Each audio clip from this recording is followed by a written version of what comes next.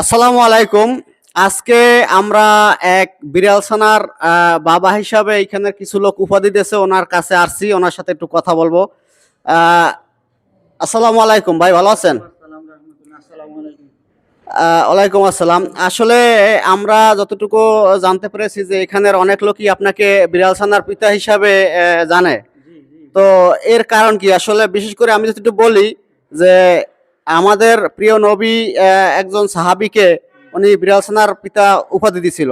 তো বর্তমান যুগে এরকমের মানে বিড়াল প্রেমী লোক পাওয়া তো খুবই দুষ্কর। তো এই হিসাবে আপনাকে যে বিড়াল ছানার পিতা বলে, এর কারণটা একটু যদি দর্শককে বলতেন। কারণ হয়েছে এই সমস্ত পশু পাখিকে আমি বেশি বেশি ভালোবাসি এবং এই বিড়ালগুলোকে অতিরিক্ত ভালোবাসি।